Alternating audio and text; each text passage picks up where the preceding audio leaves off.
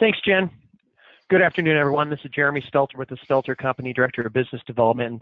Thank you for joining us today for our webinar, Keep Calm and Market Plan Giving. I'm happy to be here today to introduce our presenter, Dr. James Preston. But before I do, I'd like to say a few words about our exciting webinar series.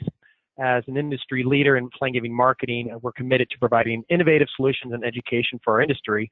And we're happy to host this complimentary webinar today, as well as a whole slate of webinars throughout the year. Today's webinar is the third of our 2019 curriculum. Other topics and presenters slated for this year include Michael Degenhart with tips for integrating plan giving into campaigns, Jay Steenhausen teaching us how to build strong partnerships between planned and major gift officers, and Kathy Sheffield, who will teach us how to uncover our donors' assets. You can register for these and others at our website, stelter.com/webinars, and we'll be sending invites straight to your inbox as the webinars draw closer too.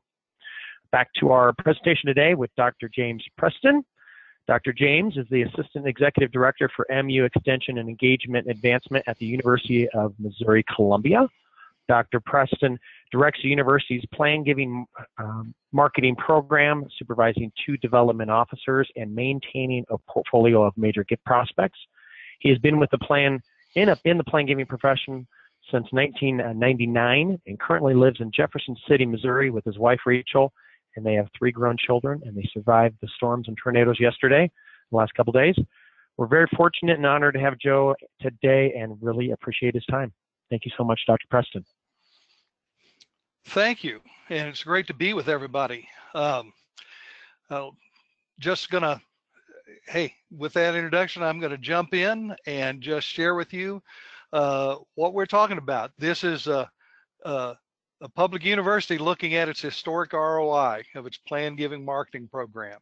It's something that at the time that we were talking about doing it, I didn't think it was all that innovative or interesting, and then but the further we got into it, the more I realized, wow, this is really important, and we've got some exciting stuff that we're going to do. And let me just share with you that the reason this even came about was a couple of years ago. It's been almost 2 years ago now. I guess it was in fall of 2017. We were invited to request a capstone project from some students from our public administration program. And you see their names there on the screen, Zenting Hay and Emma Smozinski. And they put together this original report that this presentation is based on. And so I need to just send a shout out to Zenting and Emma for the work they did. They graduated with their master's degrees at the May commencement. So they're no longer students here. Zenting is actually employed with University Extension right now here on campus. And then Emma, I'm not sure who she works with in Kansas City, but she's in Kansas City, Missouri now. But I need to give them a shout out. But let me just kind of set the stage for why we would even do a project like this, and the reason for this presentation. I think we can all agree that we're part of a changing landscape when it comes to plan giving. I've been in this long enough that I learned plan giving from guys who calculated gift annuity illustrations with a pencil in their hands and a furrow on their brows. I mean, those guys, they had an expertise that I never had to worry about, because even though they're the ones who taught me, by the time I came along, we had software, and that was wonderful. And I think we all agree with that. But those of us who have been around for a long time know just how much that has changed. But another aspect that's occurred throughout my career, certainly, and I've been in this for about 20 years, and that's the merging of planned giving with major gift fundraising. In fact, I feel like it's really dominated our profession. That's something that's my opinion. But I think that, when especially in higher education fundraising, major gift fundraising really dominates the conversation as you're talking about comprehensive campaigns and, 7, 8, 9-figure gifts and so forth.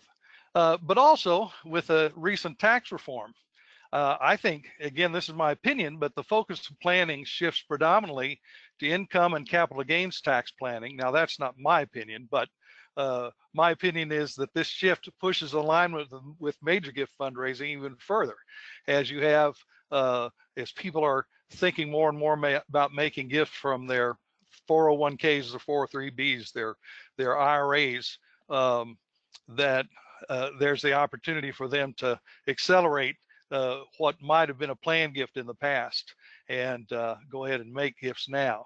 And so that has changed the way we talk about planned giving with our donors. Certainly has been that major gift aspect has definitely been a bigger part of it going forward. But frankly, and this again, I'm offering my opinions here, but I think the profession has had an identity crisis, and a lot of it is been as a result of these other factors. Our best professional organizations don't know what to call themselves. It seems like every time I turn around, one of them's changed their name. And then when I go to conferences, and the conferences you all go to as well, metrics and return on investment feature heavily in the conversations that go on, and certainly in the program offerings, the conference, the presentations. And why is that? Well, you know, we find ourselves needing to explain what we do to our managers and to other stakeholders. And so that's just to me, that's the landscape that we're in today with planned giving. But one constant, as I see it, is planned giving marketing.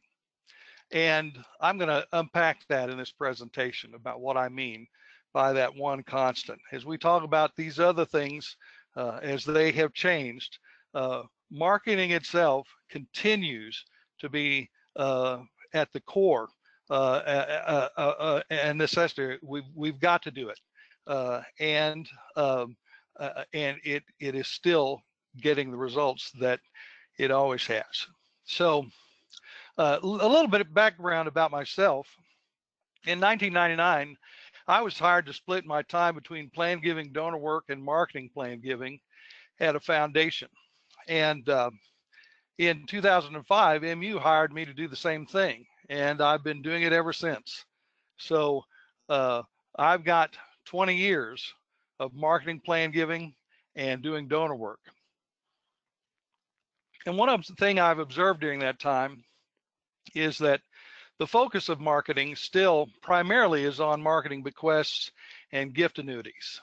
In 2010, Michael Cateman, Dr. Cateman, who is now actually on our team here at the University of Missouri, he's moved around a little bit. He's been heavily involved in the National Council on Gift Planning. I guess it used to be called NCPG. It's changed its name, right? Okay. Anyway, in 2010, Cateman did a study on marketing where he surveyed marketing programs across the country, and it showed that bequests and gift annuities were featured most in planned giving marketing. And that hadn't changed from a study that was done 10 years earlier. So over that 10 period of time, the focus had been in marketing bequests and gift annuities. And I predict that in 2020, if that study is done again, we're going to see the same thing. We're still marketing bequests and CGAs. And by the way, why is that? You know, here at the University of Missouri, you know, between 80 and 90% of all our planned gifts are bequests. And certainly gift annuities are such a great marketable planned giving tool. And this presentation isn't about that, but just I think, you know, if you're doing planned giving, you know what I'm talking about. Another observation, we're still begging for every dollar for our marketing budgets. And I hear that, I continue to hear that. Marketing budgets didn't budge during the period of that same study. So another question in Cateman's study was to ask, how much are you spending in your planned giving program on planned giving marketing? And has that changed? Has it gone up or down? And it pretty much stayed level. And so for the most part, between 2000 and 2010, it stayed level. And by the way, here on my campus, I can say it's still where it was 10 years ago. And we are still struggling to explain the value of plan giving to advancement. That's true on my campus, and I hear other colleagues say that. It might be helpful for you to have an idea as I'm talking about what the results of our project, for you to have an idea about what the MU's plan giving program looks like. The plan giving office has existed at least since the 1990s. Frankly, we don't have a lot of information about that. I mentioned Michael Capeman earlier. He actually was he was running the plan giving office back, I think, around 1997, 1998. But we've consistently had a plan giving office and program since that time. And in 2018, from the beginning of the last campaign to 2018, we maintained 5 full-time plan giving fundraisers on our advancement team. And recently that changed. There was a merger of our major gift fundraising team, a regional team of major gift officers, with our plan giving office, because we were both covering all of the United States, and there was a lot of overlap, and there were just a number of reasons. But again, this emphasis on major gift fundraising certainly played a role in that. So plan giving is now done by those major gift fundraisers. We have designated experts and senior staff who provide the expertise needed for gift planning. So if there's a major gift officer on that team that doesn't have as much experience, they're bringing in a team member to help them with complex gifts. And GPRA, by the way, that's gift planning and regional advancement. That's what we call it here at the University of Missouri. They're assigned as liaisons for gift planning to schools and colleges in addition to their regional assignments around the country. But I just wanted you to have a picture of what our program looks like, because that's, even though we don't in the ROI calculation, we're not figuring in the cost of those gift planners and those major gift officers. I want you to have that perspective of what kind of gift planning office we have had, and through this study, what we had was 5 full-time plan giving fundraisers during the period of the study. And let me just give you an idea, and this is just a quick survey, but well, I'm sorry, I'm going to do that in just a minute. But the way that we've done the plan giving marketing at the University of Missouri is, when I was there, I devoted half of my time as a development officer, as a plan giving officer, and the rest of my time was in marketing the plan giving program. So, and it was about a 50-50 split. And my marketing budget during that time was $30,000. And even though that's not a part of this presentation today, I have a presentation on how to get by on a shoestring and do this kind of marketing at the level we need to.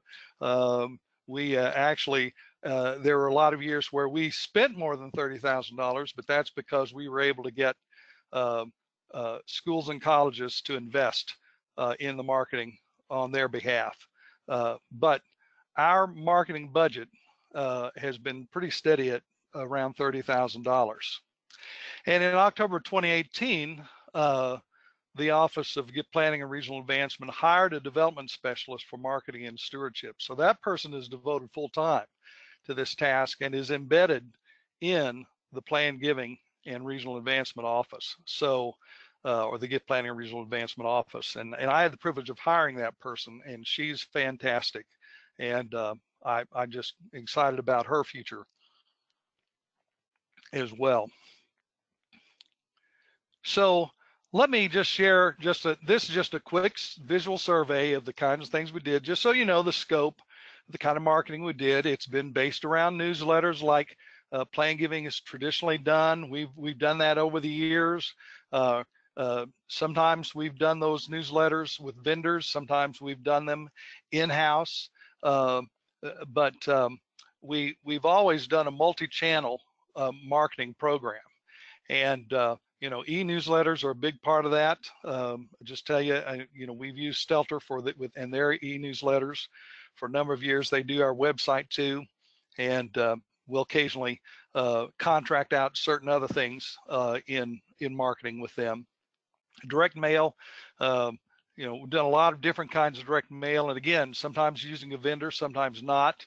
I think it's probably okay, since this is a Stelter workshop, for me to say we just contracted with them or just finished up a contract for them to do a specific direct mail program with it. It's really a multi-channel. It's got a digital component, but it's in marketing real estate gifts. And so, that's the direct mail can, we'll pinpoint specific projects or specific kinds of plan giving vehicles. And advertising, here are a couple of ads, full page ads from our alumni magazine, but we'd advertise in other ways too, in other media on campus, mostly university media though, used in advertising. And this is telemarketing for a good portion of the time frame of the project. And by the way, I'll just go ahead and say it's primarily from 2006 to 2017 is the time frame we're talking about. But during a part of that time, we did telemarketing and we used a vendor. Really, it's a form of survey marketing. And I know there's a lot of transition. People are transitioning to, I say transitioning, they're using more other kinds of surveys, like through, digital sources or even print. But it's really a survey type of marketing. And we had a lot of success with that. A lot of people are moving away from doing the telemarketing now with plan giving. But there was a time when that was really good, and maybe it still is, I don't know. Of course, the website, I mentioned that earlier, and collateral materials we've developed over the years. And then we include our, what we do with our Legacy Society and other events in our marketing planning. That's if you're thinking about having a comprehensive marketing plan, a multi-channel marketing plan, don't forget that events are part of your marketing. But I just shared that with you just so you get an idea of the scope of the plan giving program at the University of Missouri.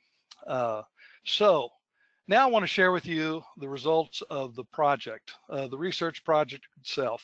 I'm going to share with you the research questions, the literature reviewed, methodology, limitations, findings, and recommendations. And really that's what we're getting into here is I think probably why you signed up today. And so we're getting to that. Let me just go ahead and put these two up here. How much does it cost the University of Missouri to raise $1 through plan giving marketing efforts? And how much money goes to the University of Missouri for $1 expense on plan giving marketing? I think basically that's two ways of saying the same thing. It sounds like that, doesn't it? But in the paper itself, that was the way that the students who were running the project framed those questions. And that came out of the literature that they read. And you'll see, I'll explain that a little bit more further. I think it actually is a little bit helpful to look, even though you're looking at essentially the same thing, it gives you two ways of looking at it. And I'll show that to you here in a minute. We're also going to look at how does the marketing return compared to a benchmark of a peer institution with a similar advancement structure. And then also, for which types of gifts does marketing have a greater impact? So those are the research questions that the students used when they put this together. I'm not going to spend time talking about the literature, but just note that University of Colorado Foundation in 2007 and Blackbaud in 2016 both published articles about how to determine return on investment of a plan giving program. And I think we found it helpful, but I really appreciated the way the students were able to to map out a project that was somewhat unique from these others. And I'll talk to you about that here with the methodology. So if you look here under methodology, the population, what we looked at was donors that made planned gifts from 2000 to 2017 for that first question, and then 2006 to 2017 for question 2. And it says question 1, question 2. Really what that amounts to is in those questions you looked at just a minute ago on the previous slide, we looked at a return on investment overall for that 17 or 18 year period of time. The period from 2006 to 2017 actually relates to the question of how do we compare to the benchmark institution. And I'll just share right now that we collaborated with Texas A&M. They provided us data from that time frame, and so we focused on, when we compared, we focused on that time frame for that particular question. The data source is MU Advanced. That's our data system. A lot of you use it. And then the formulas there, you can take a look at those and see the CDR means, yeah, of course, I'm drawing a blank now. CDR is, all right, what do we call that? It's, yeah, I'm having a moment there. Anyway, it's dollars raised. Yeah, cost of dollar raised. Thank you. Yes, cost of dollar raised. That was just too simple, right? So, okay, so, and if you look at the graph on the right, we basically broke it down this way. We looked at this population that we gathered, the data we gathered, and we were able to tell from the data who received marketing and who didn't. And all what we were looking at is planned gifts that had come in and planned gifts that we're expecting. And so we looked at them to see which ones received marketing and which ones didn't. If they received marketing, they were in the Legacy Society member. If they had recorded a gift with us, they're in the Legacy Society. And then they're non-members, of course. And then these different categories, the way we look at that. And I know really I'm spending more time on this than we have to. It will make more sense as we go forward and look at the results. So there were some limitations, obviously, and you can see there on the screen, we had inconsistent data entry over a 17-year period of study. That should be no surprise. That's a result of staff turnover and, frankly, the inconsistent implementation of data entry policies over time. Just not following through the way that we should. But we certainly had a good mass of data to draw from. There were some intentional research limitations for the sake of the project scope. The 2 graduate students only had 1 semester to work on this, and they had to get it done before the finals. So there you go. And planned giving is a second language, let's face it. I mean, they had to kind of learn the language of planned giving in order to do this project. And Zenting, English is a second language for her. And so I was so proud of her in particular in how well she did and how much she was able to do with this project. So those are some of the limitations that we faced. So now let's get into the meat of it. Finding number 1, MU experienced a very high return on investment and efficient use of budget during the period of the study. And let's just look at that. So as you see there, we're looking at the years 2006 to 2017, total gifts, and that's including, gifts that have come in and pledges or expectancies that we have recorded of 427 million plus.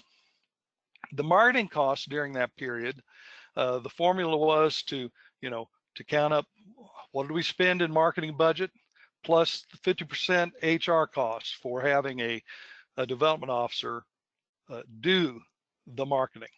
And there you have the cost, a little less than $1 million. And the cost for dollar raised, you see there is 0.00227. Not bad, not bad. We'll take that, right? Here's the comparison with our peer institution. Now, let me just clarify that the reason why I'm saying Texas A&M is a peer institution, for those of you who are familiar with the SEC, or familiar with Texas A&M on their own. Actually, we, over the course of this project and in all the time, and I've known Glenn Pittsford, who heads up that program. I've known him for the whole time I've been in planned giving, for 20 years, and knew him right after he went to A&M. And their staff is structured very similarly to ours at the University of Missouri. They have had about 5 or 6 planned giving officers that did the work of planned giving, and then Glenn focused the attention. He had a person who was either dedicated to marketing or partially dedicated to marketing, like I was during all that time. Now, one thing I'll say about one of the differences between our program during that time frame and Texas A&M's, you see their total gifts. Yes, that's $1,136,000,000. Their marketing budget was over $1 million, so they had a healthy marketing budget, right? But one of the things that Glenn did and that his team did was they were able to get their management to invest in that. So they intentionally increased their marketing budget during this period of time and increased their marketing. And so you can see the investment, and you certainly can see the return on that. And let's face it, this ROI of $704.98 for every dollar spent, I'll take it every time. Yeah, we had $1,078.78, and that's we love it. You know, we're happy for that. But I think everybody could agree, though, that in both instances, that's a nice return on investment when you consider how much it costs for those total gifts. James. Yes. Hey, this is Jen. I'm sorry to interrupt, but we had a question come in that was specific to the slide that you were just on. Okay. So I thought I would just go ahead and break in and ask it since we're talking about it. Amy just wanted to see if you could confirm that the total giving that you represent on this chart refers to just planned gifts only, or is it the total foundation's revenue or expectations? No, this is just planned gifts. These are planned gifts that have been realized, and they're planned gifts that we're expecting. And that's true for Texas A&M as well. So it is a combination of gifts that have come in, but those were planned gifts that came in. So this is not the total revenue or the total campaign count. In the last campaign, planned giving was about a little over 20% of the total campaign result. We were in a $1 billion plus campaign. Great. Does that answer that? Okay, thank you so much. Okay. I think it does. And Amy, if it doesn't, you can write back in, but I feel like that was the main part of her question. Excellent was if it was planned gifts only. So yeah, excellent question. And I realize that you know, we've got a lot of numbers up here, and that does get a little confusing. But and trust me, I know. I wanted to throw this up here to let you just have an idea of, even though you don't see you certainly don't see a straight line up of those expectancies and estate distributions that have come in. So what I'm talking about here is this is actually money in the door from planned gifts that we either knew about or that came in as a surprise from 2006 to 2018. But you can see that, you know, we've kind of floated around 10,000 or 10 million, I mean, a year. And but now we're starting to see a nice increase. And in fact, it's creeping up to an average of close to 15. And last year it was an anomaly of 25 million. But this year we're on pace to at least do 15 million, if not more, again this year. So, and the reason I put this here is because I do think that this is an important part, even though it wasn't a part of the project itself. When you talk about return on investment with our managers, I think sometimes we forget to show them, hey, here's where the cash comes in the door, and that if you've got a good plan giving program, that's going to be a growing source of cash. So I just wanted to emphasize that. So let's get on to these findings. Finding number 2, marketing has a positive impact on the dollar amount of planned gifts at MU. So I want you to notice in the yellow bar, planned gifts that we have recorded that received the marketing, look how much more it is than the graph above it, those that did not receive marketing, and then the average gift amount is significantly more as well. So, this shows us that our marketing has had some influence. We certainly can say that there seems to be some relationship between the marketing we're doing and the results we're getting. Here's another way to look at this. Our Legacy Society members respond very positively to plan giving marketing. That's something we specifically looked at in the project to see if marketing to Legacy Society members would impact new gifts that they made. So they're already in the Legacy Society because they've made a planned gift, but we continue to market to them. And we know that our Legacy Society members tend to do at least one planned gift, and generally more. And so this shows that our marketing with our Legacy Society members has an impact. Those Legacy Society members who did not receive marketing, their average gift amount was significantly lower than the yellow bar on the right that shows those that received marketing. So that's something that we think is important. Finding number 4. Now this is one I want to pause and let you think about this for a minute. So MU charitable gift annuities, charitable remainder unit trusts, and insurance gifts to MU are strongly tied to and often result from marketing efforts. Okay, let me say this another way. We did not have gift annuities, and we only had 5 charitable remainder trusts and insurance gifts between 2006 and 2017 that came in apart from marketing. If we don't have a marketing program, we don't have all these gifts over here on the right.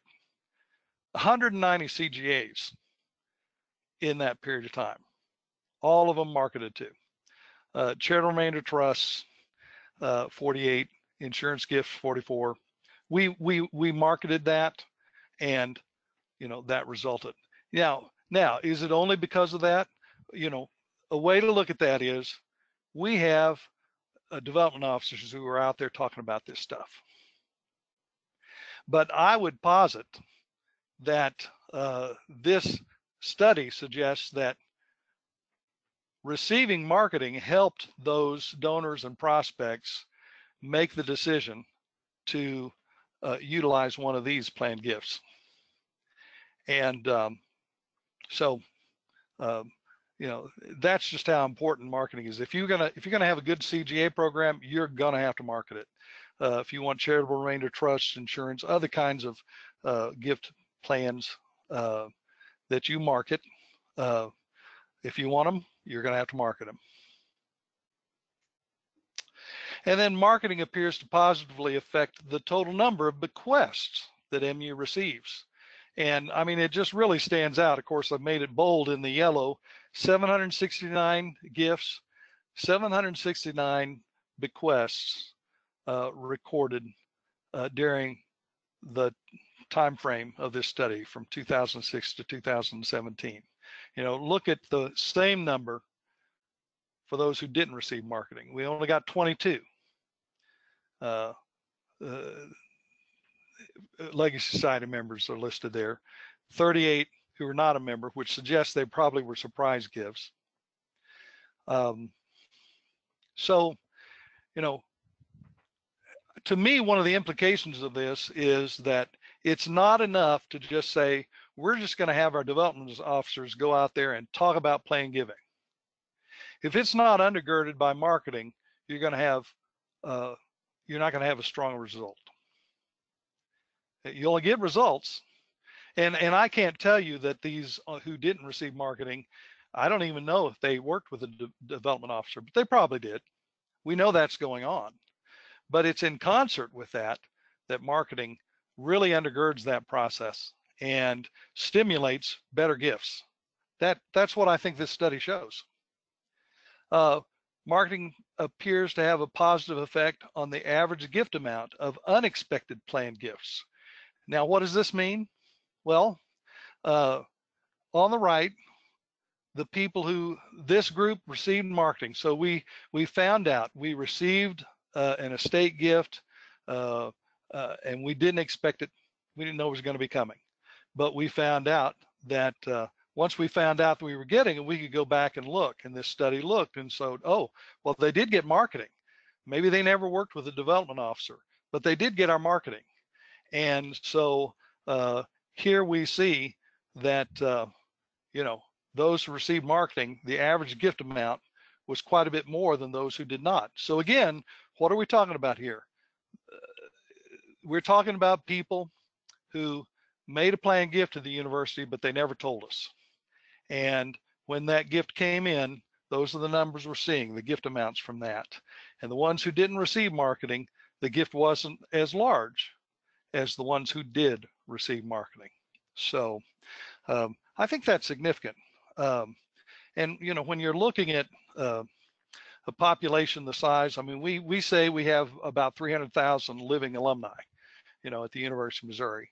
And when you begin to look at those numbers, that has some implications for this study, and I want to talk about that in just a minute in terms of why we marketed the way we did. So, all right, I'm starting to wrap up here. We're going to look at research questions and just what was the answer? How much does it cost the University of Missouri to raise $1 through plan giving marketing efforts? You see that cost per dollar raised 0.002 cents to raise $1. And the ROI was $1,079 for every dollar spent. And that's pretty good return. How does the marketing return compare to a benchmark of a peer institution with a similar advancement structure? Very favorably, but I think more importantly, it shows that we're not the only ones. We're not an anomaly, certainly. And when you compare us to an institution with some similar factors, they're also experiencing a lot of success because of the marketing they're doing of their plan giving. For which types of gifts does marketing have a greater impact? I hope you remember the slide where I talked about gift annuities and charitable remainder trusts and insurance gifts. We basically don't have those gifts if we're not marketing them. And so that's quite significant. And I think we could say the same thing. We certainly illustrate that same thing in terms of the number of bequests and the size of bequests and the number, whether that's ones we were expecting or ones that were unexpected. So across the board, we see significant impact that marketing has on our program. And so just a few recommendations from this study. Invest in marketing plan giving. And I think at this point that I want to say this about the population we were marketing to. Our marketing budget limited how deep into the pool of prospects we could market. So let's just say we identified out of 300,000 living alumni, I'm just going to throw out a number here, we identified 75,000 good plan giving prospects. But our marketing budget wasn't strong enough for us to get to all 75,000. We only had enough to get to 25,000. Now, I'm speaking hypothetically here, but this is kind of how it works out. So we tended to market to those very top prospects, but couldn't go much deeper into the field or into the pool because of the limits of our marketing budget. And so one of the ways I'm talking to our management about what this research means is that we need to invest further so that we can market deeper into the pool of prospects, because we've been able to demonstrate that it'll make a difference in the size of the gifts and the number of gifts that we receive. We need to continue marketing to the Legacy Society. Now, I'm sure nobody out there is doing that or is doing the opposite. In other words, if you have someone coming to your Legacy Society, then, oh, we're not going to send them marketing anymore. Hopefully you're not doing that. I think this study shows us that that's actually been a good thing, because obviously we've seen that Legacy Society members made additional planned gifts, and they made more. They gave more, and you know, they're still great prospects. Then I think this whole business of systematically tracking planned giving marketing. You know, we attempted to do this over the years. We were very intentional about it. That we do see some places where we fell down, but we had enough aggregate of data to be able to come up with, you know, to be able to identify the successes and failures that we talked about here today. So keeping a systematic and consistent profile on the recipients of marketing is really important. I think keeping recording rules and practices consistent for evaluating and planning purposes. So that's what I want to say about that. And I want to close before opening it up for questions by saying, keep calm and market plan giving. Thanks, James. We do have a lot of questions that have come in, so okay. We have, you know, a good 15 minutes here, so if you guys still have questions, go ahead and send them in and we'll try to get through them. We have some that are similar, so I'm going to try to kind of combine those. Quite a few people are wondering if you can share how large your mailing list is, and how many newsletters, plan giving newsletters, do you mail out each year? Great. I wish I could say we were very consistent over the years. I can tell you that we averaged between 15,000 and 25,000 on most years. And the reason why there was that spread was, again, because of the limitations of our marketing budget. We basically had to ask schools and colleges to help pay for that. And so some years we were more successful than others, and we were able to, you know, build a deeper pool. But generally, when we would create those lists, we would give a priority to people we had marketed to in the past, because we wanted to be consistent in our marketing to them. And so, you know, that's one reason why that number of people, total people we marketed to, didn't grow a great deal during that time period, because we were keeping the same people in that pool, adding to it as we went along. But still, I would say, you know, our top end was 25,000. Okay. Based on that question, Debbie is asking what percentage of your overall school's mailing list is part of that 25,000 mailing list? Well, so it was, I'm saying it's 10% or less, because based on living alumni. When I first came here, they were saying we have 250,000 living alumni, and we were doing 25,000 then. Since it's grown, and we're over 300,000 now, so that has been a decreasing percentage. Gotcha. That kind of answers. Robert was asking what your enrollment is at Mizzou and how many alumni you have. Yeah, enrollment this year was a little under 30,000, and we've, during the time I've been here, the enrollment has ranged between 25 and 30,000. We actually were above that for a few years and went back down and coming back up again, but 30,000 is probably about the average. Tina's wondering how often you market CGAs. Well, we do it annually, and so our in terms of the frequency of sending out a marketing piece or whatever, we did a lot over the years. We've done a lot of that marketing through our alumni magazine. I would say that we do a direct an advertising piece like in the magazine, sometimes a postcard too. We would also promote it through our e-newsletters.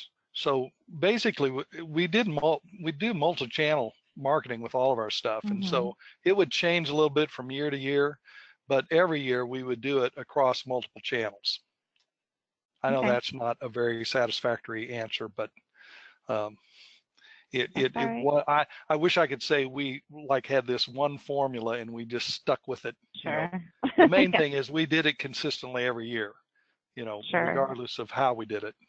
We did do it every year. Yeah, so that's another follow-up question is about your electronic marketing. If you do e-marketing, and how often do you do that with your plan giving group?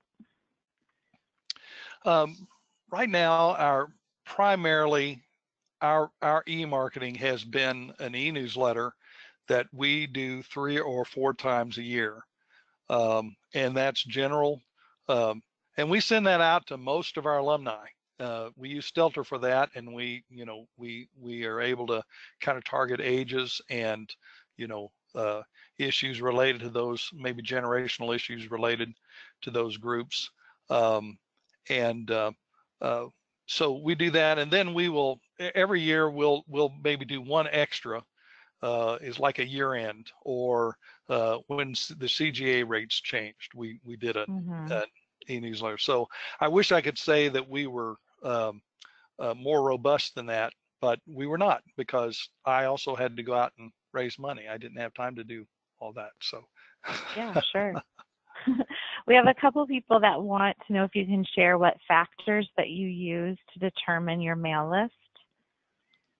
Yeah, so we're really fortunate, here at the University of Missouri, and I know many other peer institutions, higher education institutions can say some similar things in terms of the resources we can call upon. We have a research department that I can work with to do that. When I first started, we didn't, and I just worked with the annual fund person who had an understanding of these things, and she helped me immensely get started in that. But looking at the factors you've all heard, we looked at consistent giving over the years, and if we've got wealth indicators, we might look at that. But we also used some screening for plan giving, so getting scores on their likelihood for plan giving, that we found that helpful. And basically what we do is we just put all that together, and we would sort our lists and prioritize our lists based on those multiple things. Over the past recent years, our research department has developed a lot of they've been able to recognize affinity within the data. And so that's a whole category now that we have to look at, that obviously, if they love your school, they might be a good plan giving prospect, right? And the affinity question speaks to that. Do you have an idea of what your target age group is for your marketing mailings that you do? It's specific to the mailing, or it's specific to the project.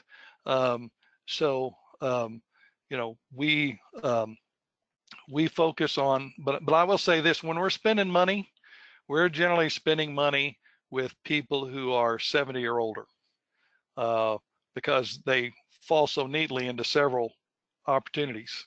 You know, and certainly gift annuities become attractive in that age range. Charitable remainder trusts can as well. The gifts from IRAs, that's a good conversation to have. So between 70 and like 85, and I'm talking about for the marketing. I tend to shy away from sending materials much older than that, not because there aren't some good prospects up there. We'll add some of those people in if we know them. You know, if we know something about them. But if we don't know who they are, we generally cut off about 85.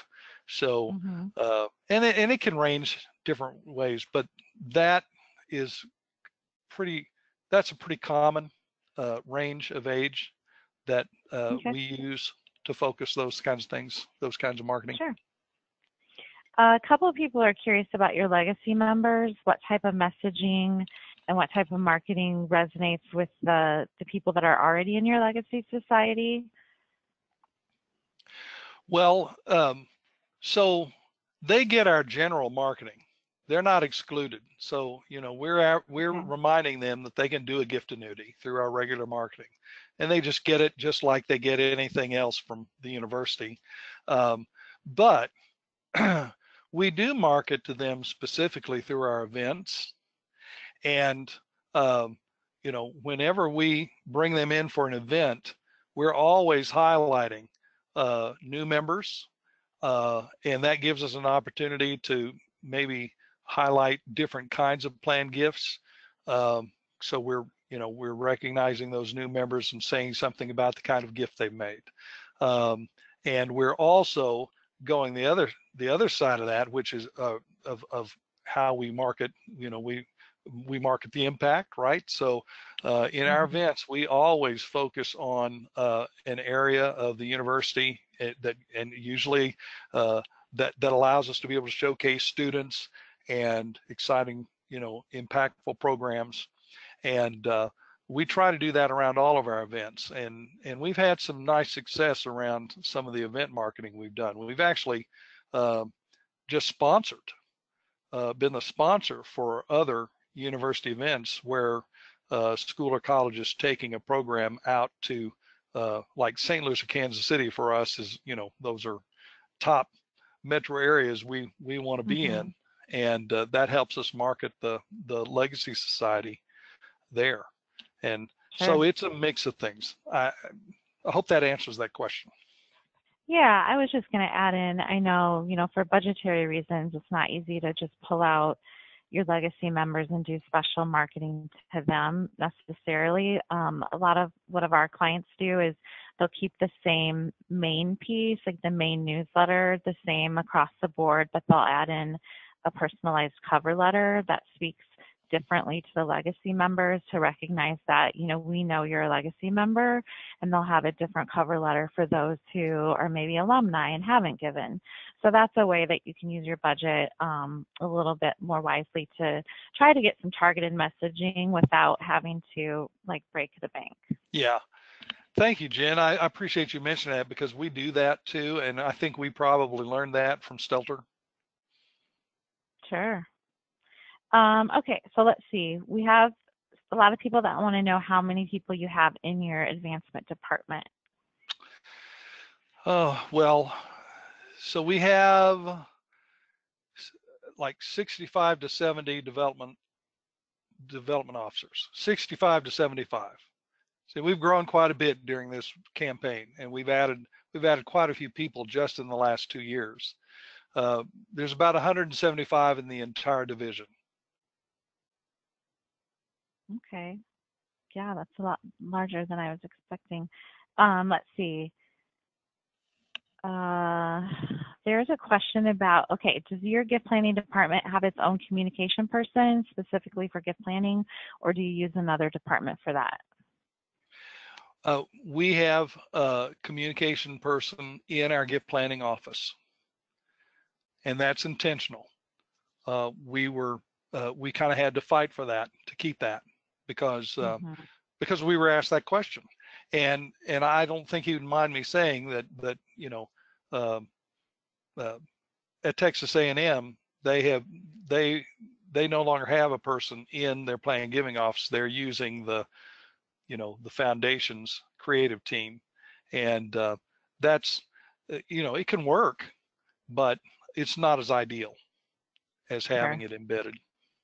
And the reason, and I'll just say this, the reason is because the purpose, I say it this way, plan giving marketing is about generating leads. And if you're turning that over to like a creative team for an advancement, the advancement creative team, or the development division's creative team, that's not their primary focus. They're not necessarily thinking about generating leads with the communications. That they're thinking about donor relations. They're thinking about information, but they're not in the business of generating leads. Right. We are almost out of time. I have one question from Kimberly. She sent in pretty early, so I want to get to it. She's asking if, when you're calculating your budget and what you spend on marketing, do you consider donor events, visits, things like that as a marketing expense, or are you only counting the printed material, the website, the e-marketing as the marketing expense?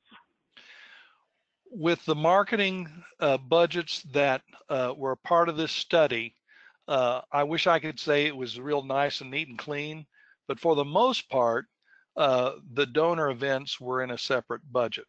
We did begin adding some money in marketing over the last few years for events, but that was because we were doing unique events.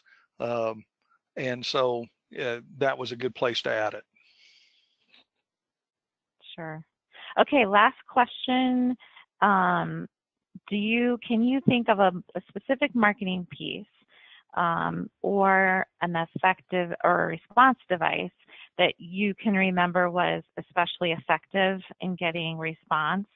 So, a certain piece that was focused on something in particular, or maybe you offered something that really got people's attention that was pretty successful.